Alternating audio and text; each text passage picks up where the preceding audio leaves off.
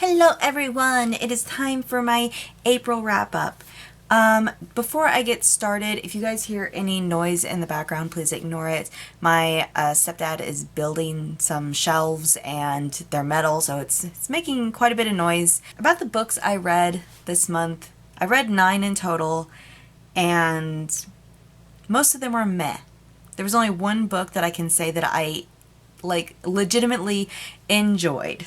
And I think there's actually, besides the bind up of novellas I read, there's only actually one book on this stack that I would potentially reread. But like I said, there's 9 books, so let's just jump right into this because this is going to take a while to get through. The first book I read was The Flip Side by Shawn Johnson. This is actually a book written by an Olympic gold medalist about, it's fiction, so, but it's kind of going through her experience as being, gymnast. Oh my gosh, I don't know why I couldn't think of just the word gymnast. She's an Olympic gold medal gymnast. And I will say before I get started that after I read this book, I did go and watch some of her performances, and oh my gosh, it is actually, when you look at overall gymnastics, all of these people are impressive, but the way that she sticks her landings, I absolutely just, it's so satisfying. And I will say that I would be interested in reading an autobiography of this author, whether she writes it or not. I'd just be interested in reading it. Not so much this book. This book ended up just getting a 1.5 stars. It was just there. It existed. It didn't give me anything that I needed or anything that I wanted, and I hate saying that. I got more enjoyment out of watching her performances on YouTube than I did by reading this book. And even the romance couldn't save any part of it, even though the main love interest, Bobby, is a good kid. I like him. The next book I read was The next book I read is The Only Thing Worse Than Me Is You by Lily Anderson. I can't speak. I should have warmed up before I started filming. Anyways, this book follows Trixie as she goes to the school for geniuses. What is in the water of this town where this school just is full of geniuses that are all from this specific town? I don't know, but it's just everyone there is a genius or has I guess I should say, they have this thing where the school kind of gets your IQ. And it's a number that you're not allowed to tell anybody. It's like taboo to tell anybody, and you can get in serious trouble if you do. So the school lets you in based on your IQ, and we're not really led to know how low your IQ has to be. So know the main character's IQ. I'm not going to spoil that. Mainly because I can't remember. I know it was a high. Anyways, just going based off her IQ, I can only assume that this school is only for geniuses. It's a nerd school. I think all high schools have ranking systems. This one shoves it in their face. Once a month they post the school rankings, and she's always been ranked 4th. Sometimes she gets ranked 3rd. But it's normally her best friend and her best friend's significant other in the first 2 spots, and then this boy that she has such a big grudge against, always in the 3rd spot. And in the summary, it plays it out like she's going to be going without eating and sleeping and stuff to just one up this guy in every possible chance she gets. It turns out to be so much more complicated than that, especially once the school rankings get taken down, and it's these kids have always just had these rankings to go by, and without them the kids just don't know their standing or in the school, and they need to have these numbers for their college applications, and without these rankings they don't have those anymore. So it causes a lot of unrest in the student body and a lot more stress than there was already on these kids. These kids are doing college level stuff. I shouldn't say college level stuff, but it's definitely not basic high school stuff. Let's put it that way. But while we're dealing with all of that, there's also, of course, a love between Trixie and Ben, who has always been in 3rd place above her. And speaking of Ben, you guys remember Yosemite Sam? on the like Cartoon Network and everything. I think it was Cartoon Network. I haven't watched TV in forever.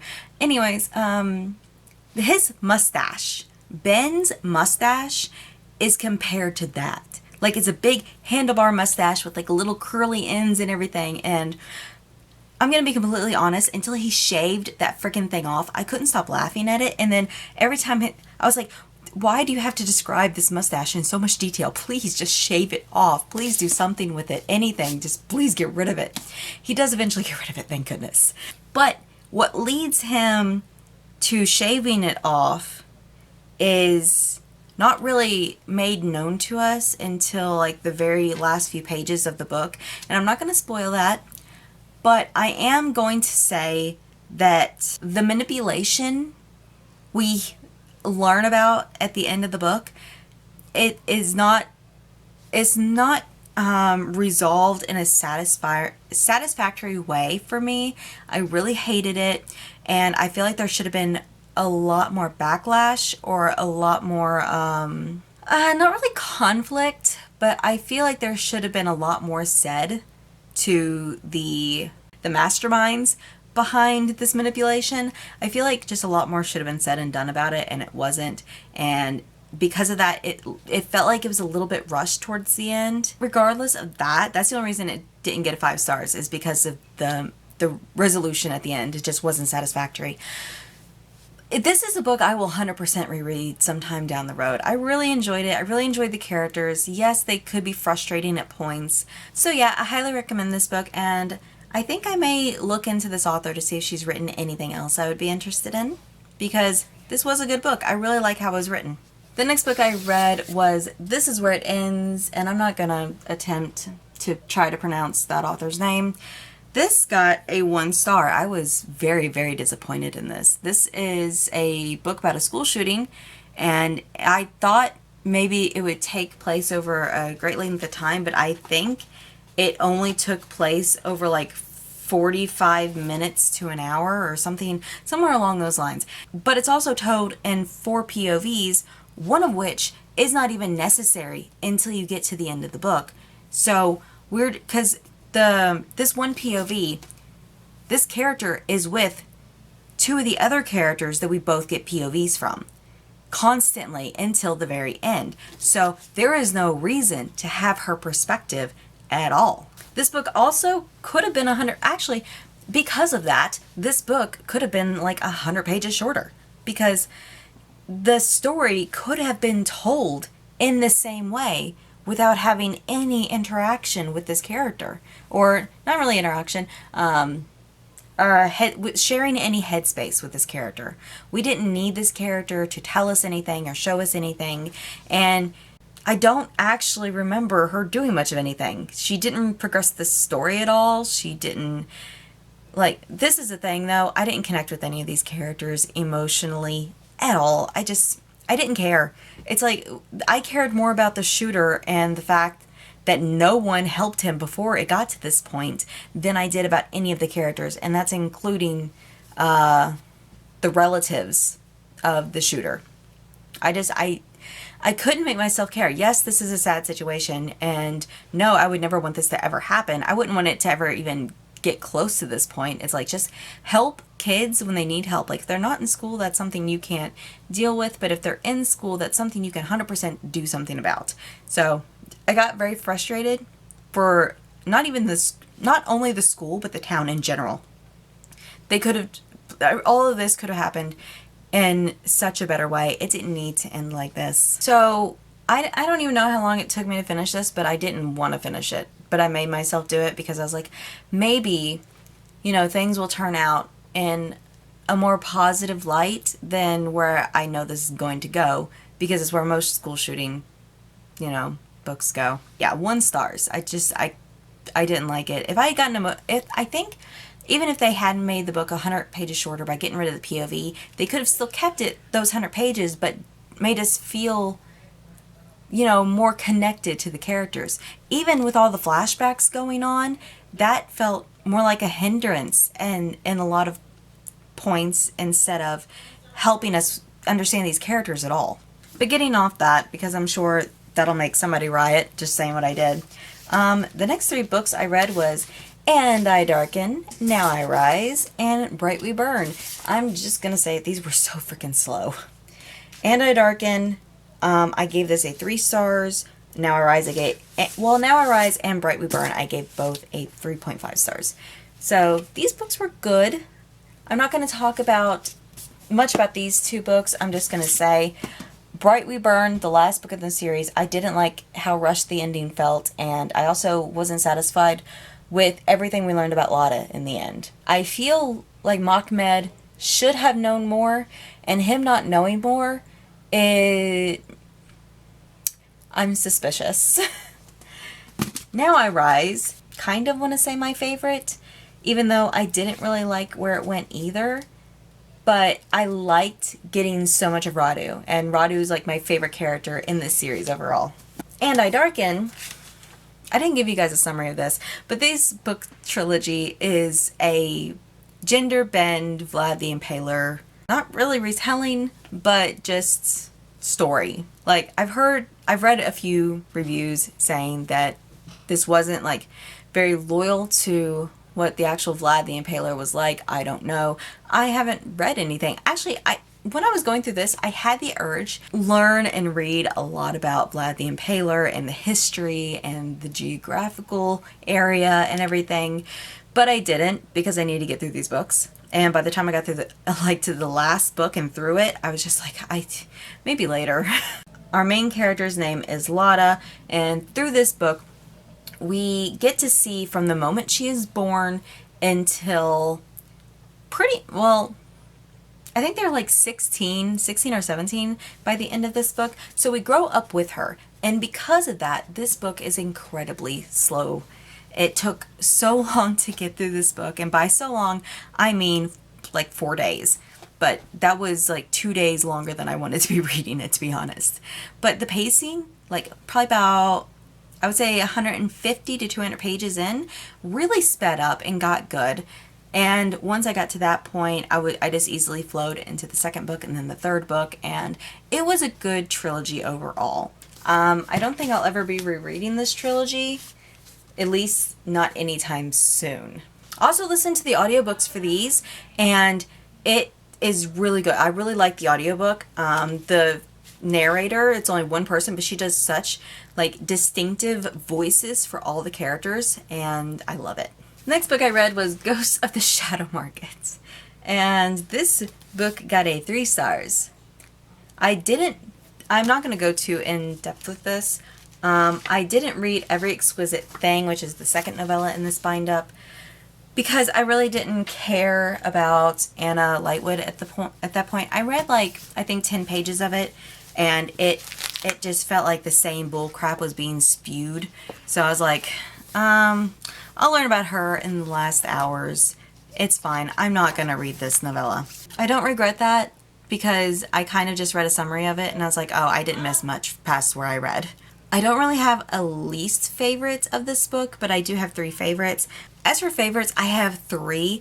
The Land I Lost is the first one, and that's the story of Alec and how he comes to adopt Raphael, and it's so heartwarming and touching. It's also the longest novella in this, and I was very thankful for that.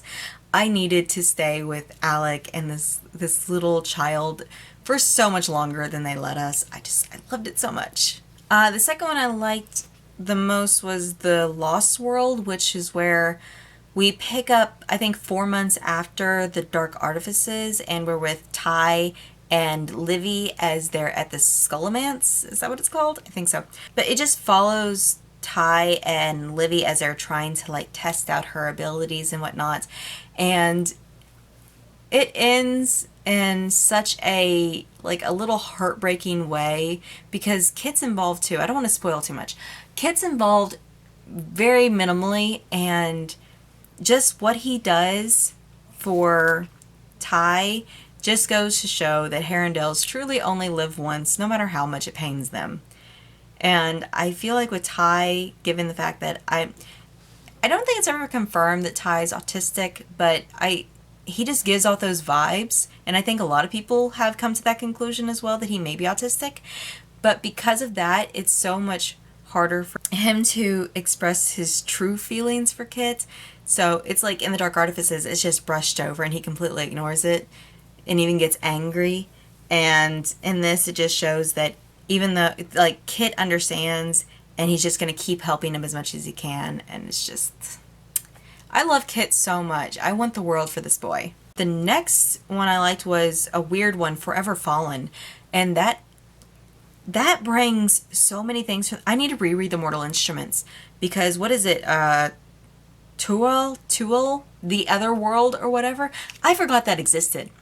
I forgot that Ash and Jace were from that world. Well, the Ash and Jace that are in the fairy world are from that world. I actually forgot Jace even came back at all, to be honest. But I also completely forgot that Ash wasn't this world's Ash. This is confusing to talk about. But yeah, a lot of this book takes place in his perspective, and I'm gonna be honest, the first couple times we're in his perspective, I'm like, can we just be done with this person? But it got more and more heartbreaking as it went on, and I was like, oh, I want these two to be happy. And I'm like, they're gonna probably be the bad guys in the end, but I just want them to be happy right now. This novella may have just wrecked me for the next continuing series. I actually hope this Ash and Jace like find happiness together. That way we don't have to have any bloodshed or heartbreak. I'm actually okay with the bloodshed. The heartbreak though, I can't deal. Next we're getting into probably the most controversial. I gave Chain of Gold a 2 stars. I didn't like this book. This book leans so heavily on nostalgia, it feels like. It leans heavily on nostalgia of, you know, Will, Jem, Tessa, and the rest of the bunch, and the LGBTQ rep. It feels like it just leans so much on those because the characters feel like they have almost no personality. And those that have even a blip of personality, I didn't like. Let's put it this way. Matthew has a drinking problem. We don't get to know him much at all. James isn't even himself the majority of the book. And we don't even get to see really characters like Anna Lightwood very much, even though I will say this, Anna is one of my favorite characters along with Alistair, and I like Cordelia. Cordelia is fine. And Matthew would be on the list of favorite characters, like if I had to choose a top 5. Thomas and Christopher, it doesn't feel like we got to know them much, although I do like that they call Christopher Kit. Kind of makes my heart hurt a little bit because this isn't my Kit, but whatever. Least favorite characters are Grace. I'm pretty sure everyone can agree with that. And Lucy. I absolutely despise Lucy. I like that she's getting with Jesse Blackthorne, that's fine. I don't care one way or the other. At this point, the romance isn't even a romance because they've spent so little time together, and you know, I'm not going to spoil anything for Jesse. Regardless, I don't like Lucy. If I had to, like, every time we came back to her character, it was always about her writing and how she's a writer, or how she's going to be parapetized with Cordelia, and she's just making sure everybody knows it. The only thing I liked about her is when there was those moments when everyone was like, James, you're the grandchild of a prince of hell, and like Lucy's like over here, it's like, I am too, what about me? I do like those parts. Otherwise, she was so freaking annoying. It's like, can you have a personality besides writing and being Cordelia's parapetite? Cordelia, whatever her name is. Cordelia. Is there actually a difference between the two? I'm sure there is. Regardless, the only positives, I will go over my pros and cons. The only positives I had about this book was the LGBTQ rep and the fact that I absolutely loathed the main villains, which is Tatiana Blackthorne and Grace Blackthorne. Also, I have been recently led into the fact that do not pay attention to the family tree that we have on the Dust Jacket of Clockwork Princess, because there's been a couple of edits or whatever. Like, there's been a couple of things that happened that don't happen now. I'm guessing one of those is the Grace thing. Also, the added child that got added to the Carstairs line. That was weird. So this was very confusing because I had to reference that family tree a lot. And can we just get an updated family tree of all of the families and not just like part of the families? Like, I need all of them. I didn't really summarize this book. It's basically London hasn't seen demon activity in a good long while, at least as long as these kids have been, you know, in existence. And because of that, everyone has gotten sloppy and lazy and honestly weak.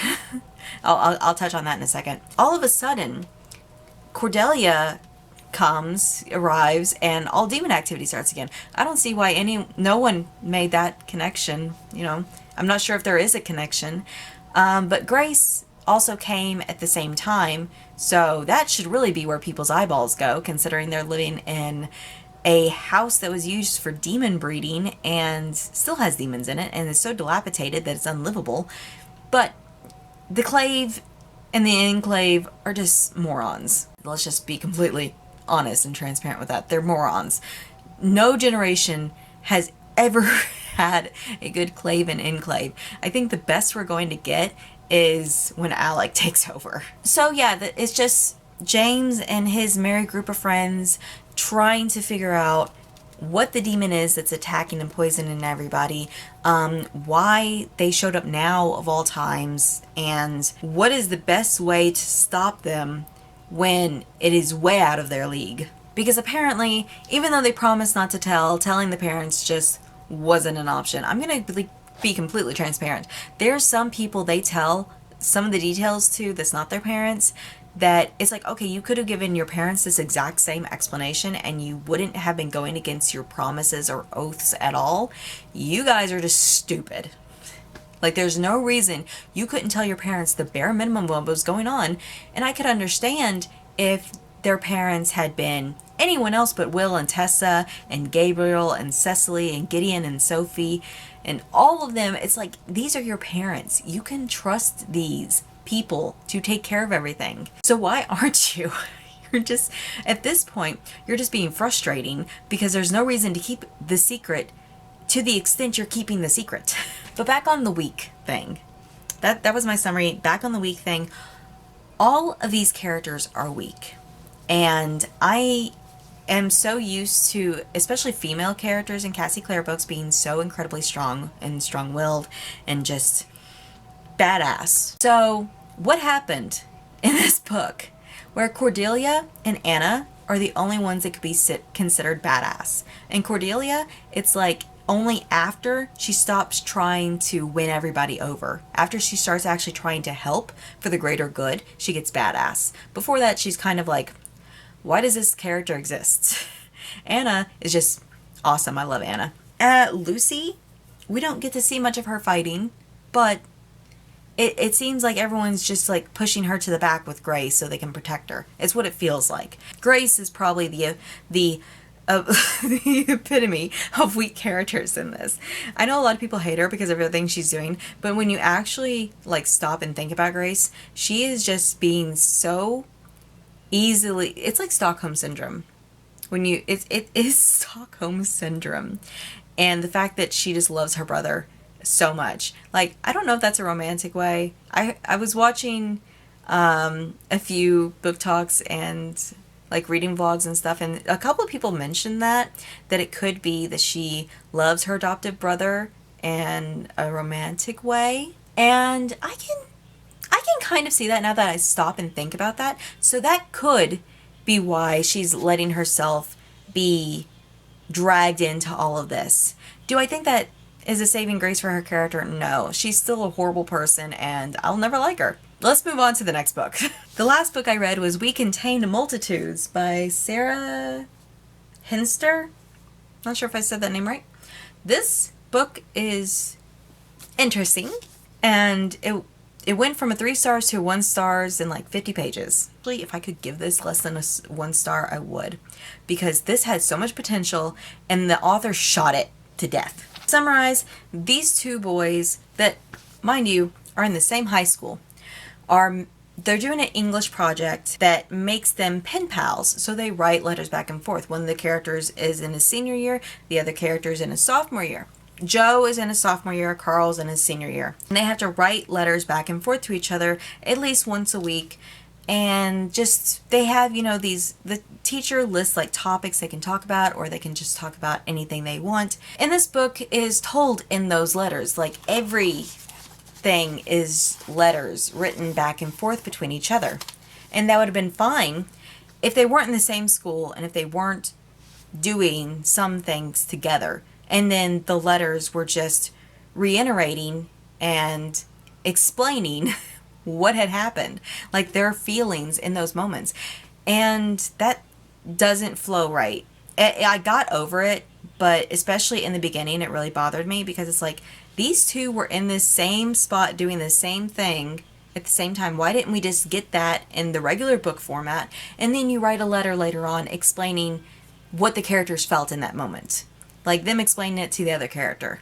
I just didn't understand why everything had to be a letter. Yeah, it's a cool concept, and it's probably easier to write, but it's unnecessary and kind of jarring when you have like these important, very, very important events happening, especially towards the end of the book, that we really needed to see them personally happen to become more emotionally invested in these characters. Like, it's so easy to keep yourself distanced from these characters, even through, oh, that's another thing. This has so many trigger warnings, which I'll get to in a second, but it is so easy to just like distance yourself from these characters when bad things are happening, to the point where you don't get emotionally invested at all.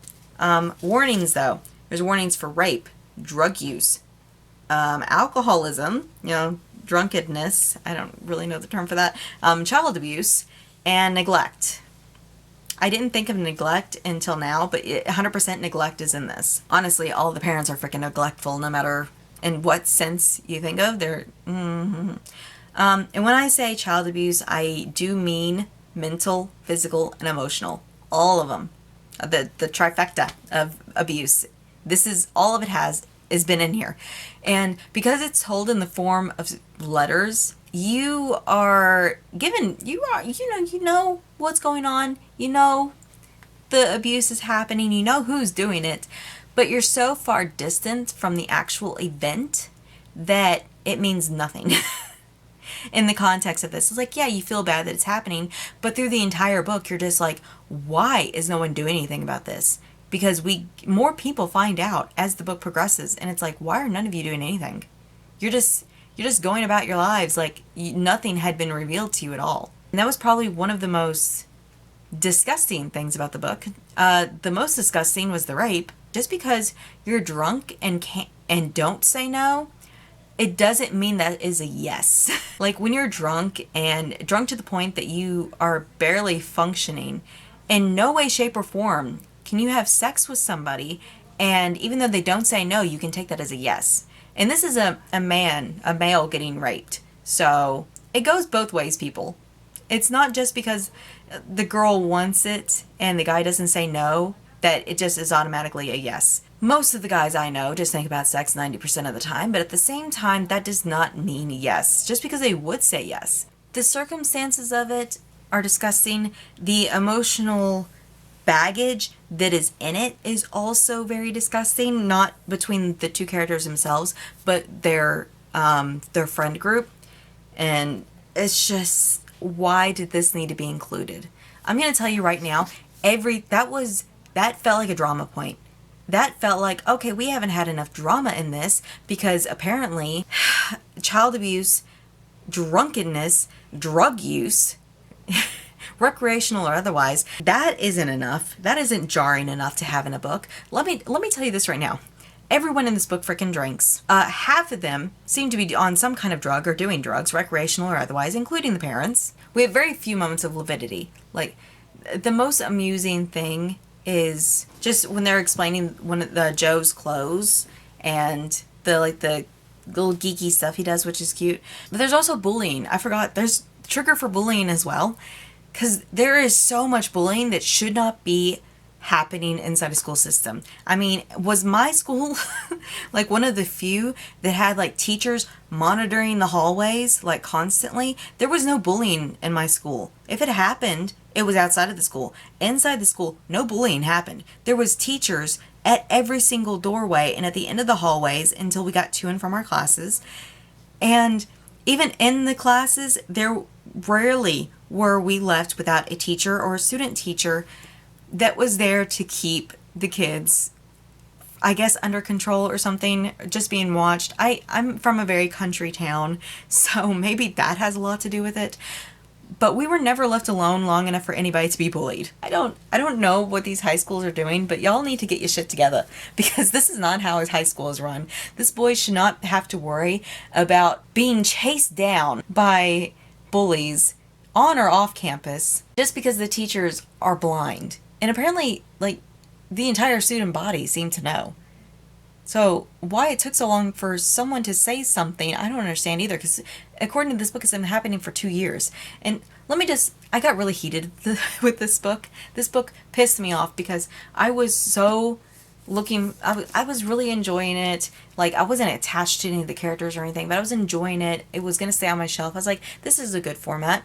Actually, it'll probably still stay on my shelf, just as a reference to, this is how shit it can get. And this is all of the stuff you don't want to do when you write a book. But the bullying, there's also a lot of homophobia in this. Not as much as I thought there would be. It's mainly just a few characters that are homophobic, and it's brought out in the bullying. But from the summary and from what I heard of the book, I was expecting it to be a lot harder than it was. Besides that, the last thing it's just, this is more of a question than anything else. What is with the smelling of the feet and armpit? Can someone explain that to me? What? I understand, like, maybe that is your thing and everything, but why would you include that so heavily in a book? There was almost like a fixation, and it was disgusting. I didn't want to read about those parts. Thankfully, the armpit thing was only the one scene, but it still exists. The foot thing, I don't want to even get into it. It's like, just stop with feet, please. Like, once was enough. Stop dragging it out. Oh, on that, this is my writing for We Contain Multitudes. I went ham. There's so much here that I couldn't really go into because it's spoilery. But, you know, I had a lot of things to say in my own words that I had to get out on paper. But yeah, those were the 9 books that I read. I'm not gonna... should I hold them up? I don't want to hold them up. They're so heavy. These are the books. I've read them. And hopefully I have a better reading month in May. The only thing worse than me is you, and that is such a long freaking title. But that was my favorite book of the month.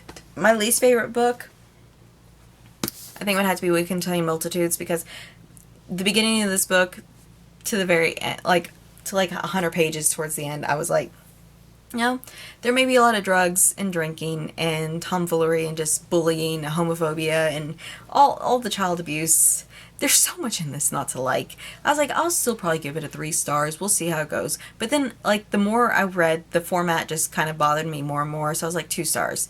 And then the rape happened, and I was like, I don't even want to rate you.